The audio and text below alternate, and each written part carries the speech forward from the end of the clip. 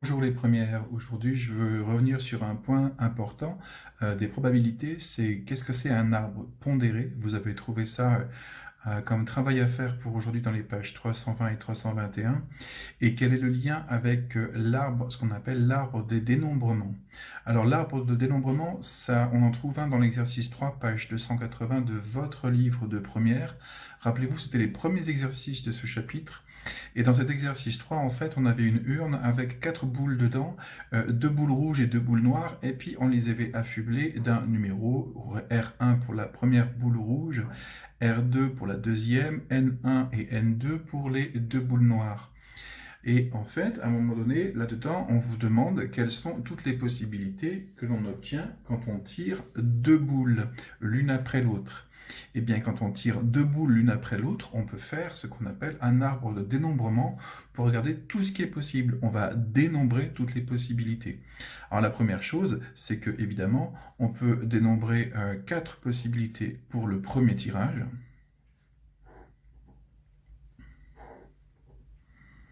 D'accord? Et puis bien sûr encore 4 possibilités pour le deuxième tirage.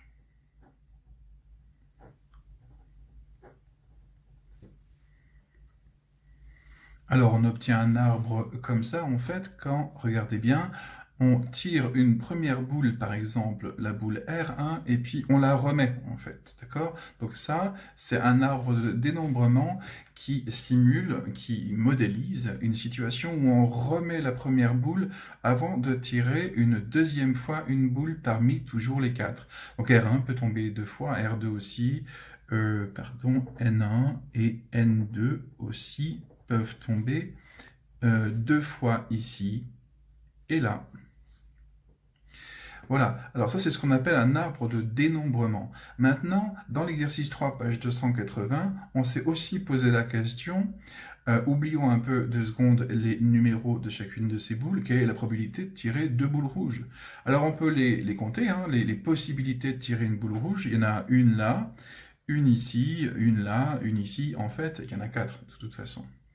Mais la question, c'est si on n'avait pas ces numéros, et si je vous disais simplement que dans cette urne, il y a 2 boules rouges et 2 boules noires, est-ce qu'on ne pourrait pas faire un autre arbre qui nous permettrait de répondre qu'il y a 4 possibilités parmi 16? Donc une chance sur 4 qu'on tire ici 2 boules rouges. Mais bien sûr que si. Et c'est ça qui va faire qu'on va passer d'un arbre de dénombrement à ce qu'on appelle un arbre pondéré. Pour passer à l'arbre pondéré, on va simplement dire que peu importe que ce soit la boule 1 ou 2 qui est tirée en premier, ou la boule N1 ou la boule N2 qui est tirée en premier, on a soit une boule rouge, soit une boule noire. Et en fait, ce qu'on va faire, c'est qu'on va énumérer le nombre de possibilités qu'on a ici de tirer une boule rouge. Il y a 2 possibilités parmi 4. Et bien ce 2 sur 4, on le pose ici.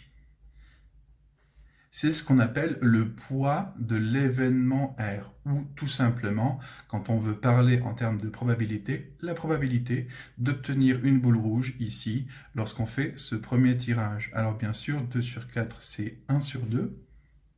Et puis on va faire la même chose ici pour noir, et bien ça va être aussi 1 sur 2. Dans un deuxième temps, voici la possibilité d'obtenir une rouge, ou une noire, ou une rouge, ou une noire, et on peut refaire ces calculs. Alors regardez bien ici, quelle est la probabilité d'obtenir une rouge ici? C'est bien sûr 2 chances parmi 4, autrement dit une chance sur 2. Ici aussi une chance sur 2, et vous l'avez deviné, à chaque fois, c'est une chance sur 2.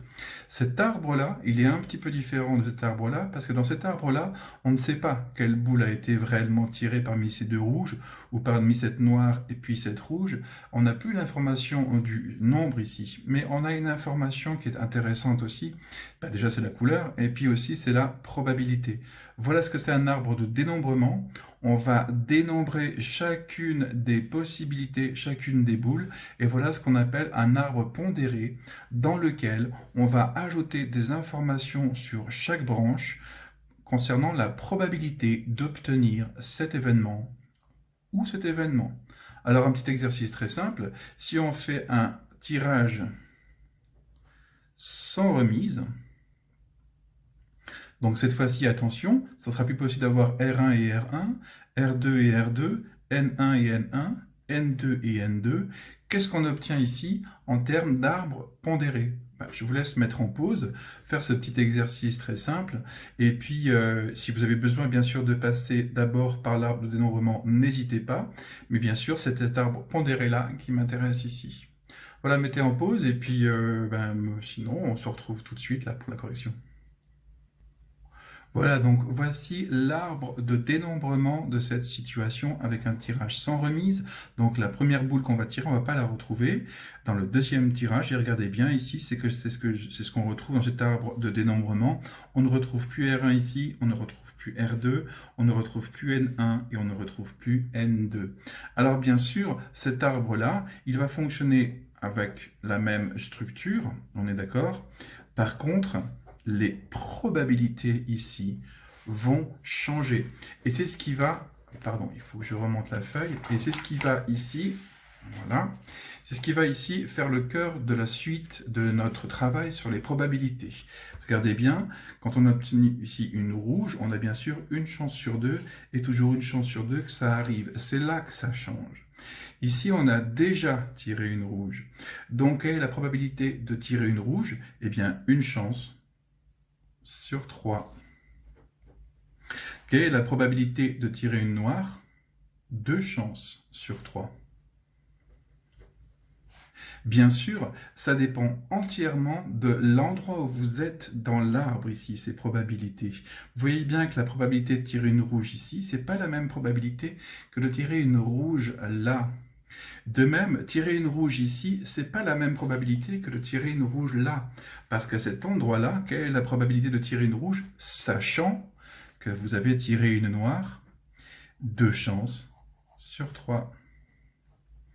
Et ici, quelle est la probabilité de tirer une noire alors que vous aviez déjà tiré une noire? 1 chance sur 3. Donc vous voyez qu'ici c'est un petit peu différent, il va falloir faire attention à la façon dont vous fonctionnez ici, parce que parfois les probabilités sont conditionnées à ce qui s'est passé juste avant. C'est ce que l'on va appeler des probabilités conditionnelles.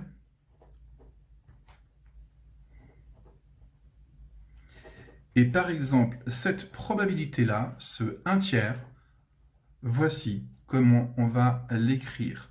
La probabilité d'obtenir un rouge ici, sachant que vous aviez déjà eu un rouge avant.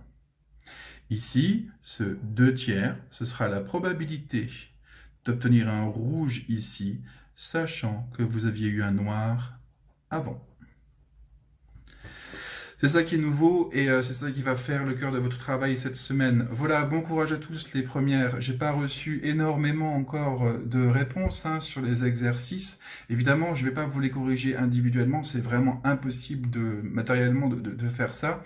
Par contre, j'ai vu plein de choses très bien. Je pense que c'est très bien que vous écriviez directement dans le cœur du mail vos réponses. C'est, je pense, beaucoup plus rapide pour vous. Vous pouvez bien sûr aussi faire des photos, je prends quand même. Parce qu'a priori, maintenant, le serveur a l'air de tenir. Donc, n'hésitez pas à continuer à m'envoyer vos exercices. Ça me permet de voir que vous continuez à travailler. Ça me permet de voir aussi ce que vous avez peut-être réussi à faire ou pas réussi à faire. Et si vous avez des questions, n'oubliez pas, posez-les par mail, toujours.